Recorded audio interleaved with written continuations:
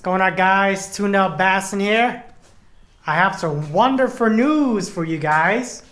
So as you guys can see, I bought this 19-foot champion here not too long ago here. So I really like the boat. The only issue is it's just too much boat for me. So the boat is just too big for one person to fish off of, because I usually fish by myself. So the boat is a little bit too big for just one person. So I want to show you guys something. I'm going to do a quick turnaround here. Hopefully you guys can see it. Bam. Do you guys see that? That is my new boat. So this one currently is a 18-foot Stratos 181 Pro. Picked this guy up about yesterday pretty much, and today I actually spent pretty much my whole day just kind of cleaning it up and getting all the like algae and stuff off of this, because this is actually kind of in a campground, so it's kind of in the woods and whatnot here, and the guy barely drives it here. So I actually picked this guy up for a pretty decent price here. The only thing that's wrong with this boat is this motor here. There's one cylinder that has low compression in it. So ultimately, I bought the boat just for the boat itself. The motor, we're gonna have to see how good it runs on the lake. All the other cylinders do check out, but I think that one cylinder might not hinder it too much. But we're gonna definitely give it a shot on the lake, see if I can actually start it up on the lake here. So I actually tried to start it up on the muff, but it didn't start too as well. So we're gonna actually give it a test out on the lake here. But let me show you guys a little inside on it here. So this trolling motor here, I don't know how much pound thrust it is, but it is a 24 volt series 24 volt trolling motor, which is kind of a surprise because it is really tiny. And just by looking at the motor itself, man, I don't think it's anything more than like 40 pounds of thrust here. So as you guys can see, it's actually fairly new. I mean, it's not new, but it's fairly clean. Like, there's no stress cracks or anything else like that that you guys can see on here. But let me go ahead and jump on the boat here and show you guys some of the compartments here. All right.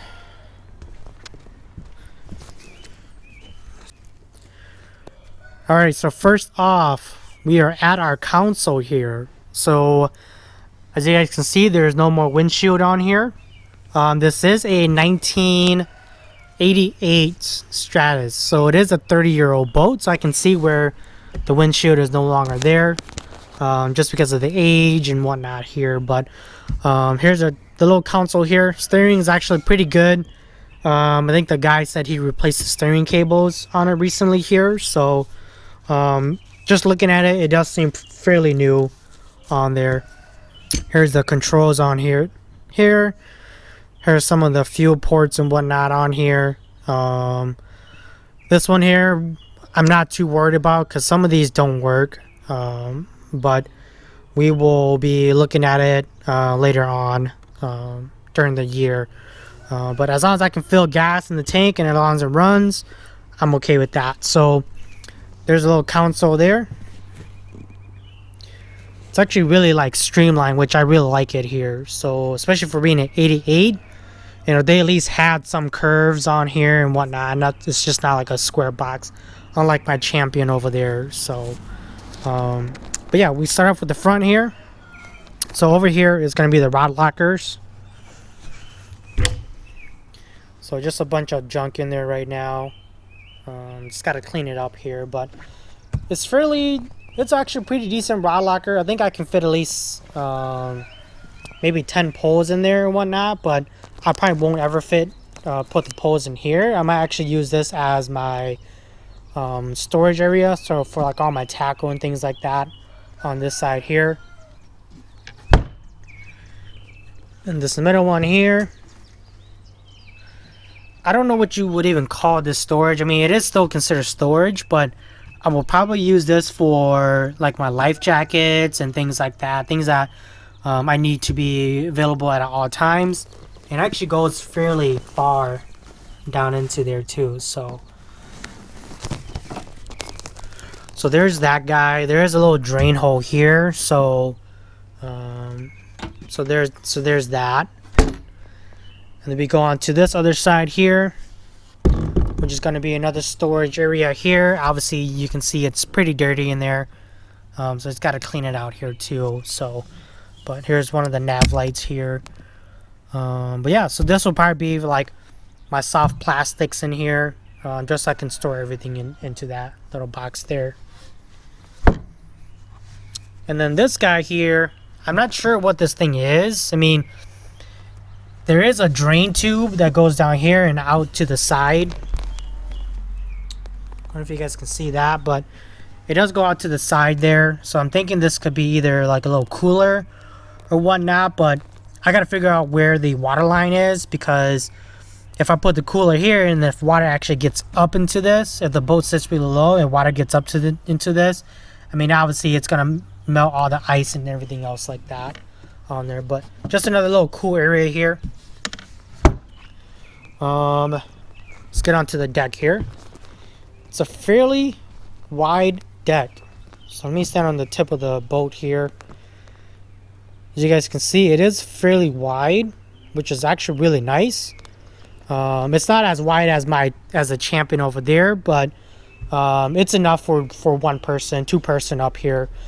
I might actually even build like a little deck system right here that kind of comes out like that, and maybe just shoot across to the rod locker there, just so somebody else can stand here while they fish, because this is where the seat is. So this is probably where I'm going to be sitting at on here. But here's another look at it here. Here's a little drain hole here, which obviously the cover is missing, so I got to figure out where I can buy one of those drain covers. I think I could just buy any like one of those like bathroom tiles, like drain tiles on there, just install it into there. But yeah, the seats, from what the previous owner said, is these seats are actually from a tractor, because it is actually foam, which is really comfortable. I just don't know how well it would do when it gets wet. I mean, when I was cleaning out this morning and the sun was out, these seats got super warm. So that's the other thing too, is these guys do heat up fairly quickly on it. So, but I should kind of show you what's under here too. So if you lift up the actual seats, there's another storage area here, which from looking at it here, this would probably be like a really wet area. As you guys can see, there's water puddled on there.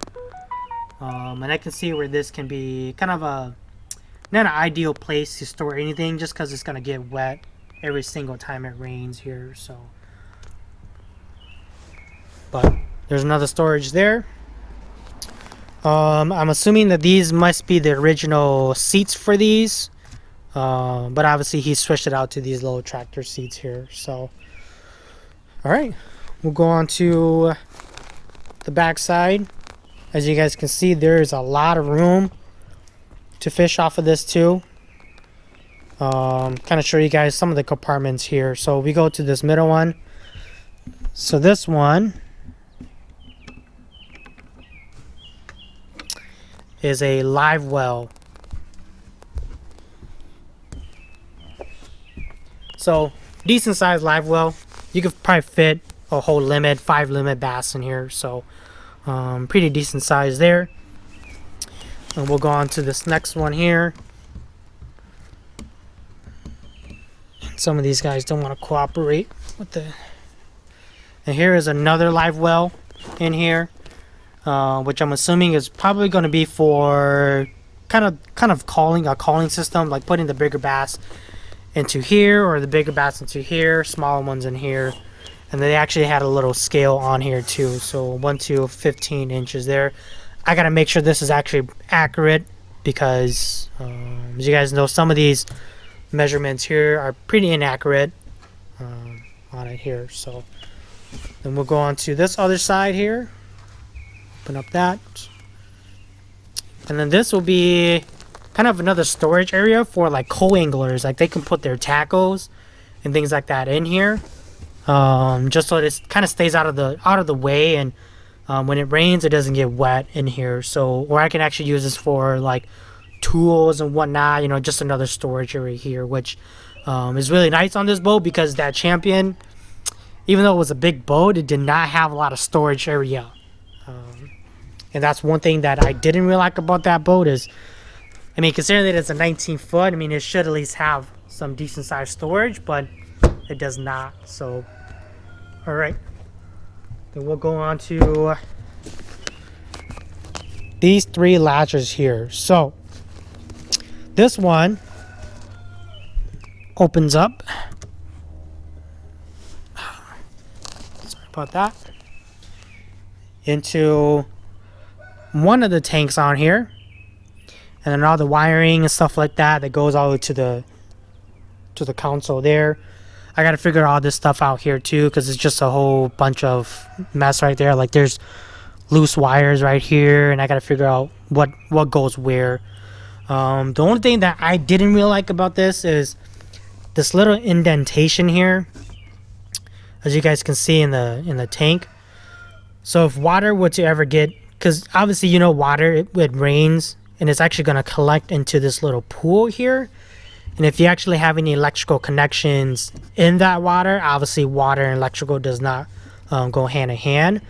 So like for this one, for this wire here, as you guys can see, there's actually a puddle of water there right now, and it's like I could have wished that they would have designed this a little bit better, so that way water does not puddle into any of your connections on here. So, but it is what it is. I mean, this guy could have routed this wire above the tank here, just so that it's not in water constantly there. But so there's one of the tanks, and then we'll go on to this guy. So this is another tank here, kind of a secondary auxiliary tank. And then prime example, as you can see how there's a bunch of water in there right now in this little indent here, which like I mentioned, I don't really like that, but it is what it is with it here. These are all the trolling motor cables here, so I gotta kind of clean this guy up because there's just too much wiring going on here for that. So there's that. And when I actually bought this boat, these tanks were so dirty, like they had so much crap on there. I actually borrowed one of my friend's pressure washer and actually sprayed this whole backside here, got all that gunk off and all that algae buildup and whatnot off of these tanks and in the transom area, and it actually looks really, really clean right now. So all right, and we'll go on to this last one here. So this is just another, it just opens up this back area a lot more, and you can put your batteries in here, the bilge pumps and everything else like that in here, just to make things a little bit more accessible back here. I kind of like this huge area to work with, kind of like on that Champion.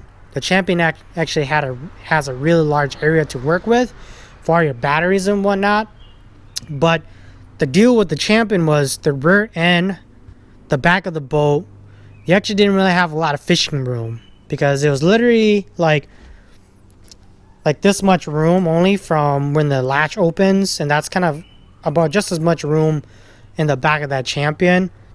Now obviously the front deck is a lot longer, which is nice, but then I actually want this back end a little bit more bigger, so that way whoever's fishing back here can kind of fish a little bit more comfortably on it here. But it does have the VRO tank in there, which I will probably disconnect pretty soon here, but it's still working right now. And obviously, like I mentioned, this boat does have one kind of dead cylinder, so I got to figure out if it can actually still run. If it doesn't, I might have to switch out to a new motor there. So but there's that. I'm gonna close this guy up.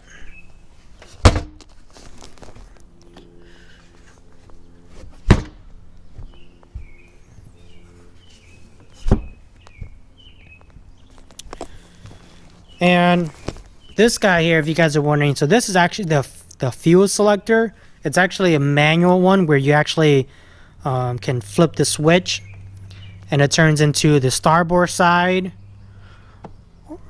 or you turn it the other way and it goes to the port side. So but this valve here is actually broken. So as you can see, it's just spinning every time I turn it, which is not a good thing. So I might replace this in the near future, but this tank here is the one that's connected to the motor right now, so which is fine. Because of gas prices nowadays, I don't know if I want to fill both of my tanks up, but it'd be nice though to fill up both of them just so I don't have to worry about gas on it here. So but yeah, so I'll give you guys another quick view of the boat.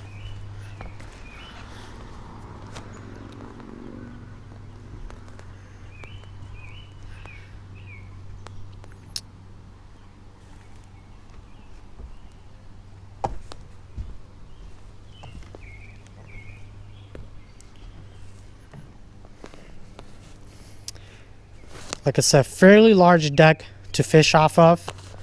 And I think I mentioned that I might actually try to build and make just another deck here, just so that we can have somebody else kind of fish in this little area here. Because once I'm up here, I mean, they can fish off like behind me right here, which is fine. But I think if they had an extra little room up here where they can actually kind of move around a little bit, then that should make fishing a little bit better here. So, but other than that, this is my new boat now. So I got two boats.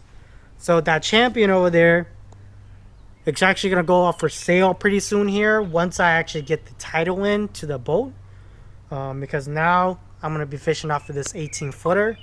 And as you guys can actually see, the boat isn't as big as that Champion there, but it's enough boat for one person, two person to fish off of. And like I mentioned, I usually fish by myself here, so that 19-foot is just a little bit too much boat for me. And then obviously it didn't have a lot of storage, and this boat actually does have a lot of storage here, so that is definitely a plus here. So but I'm pretty excited about this boat.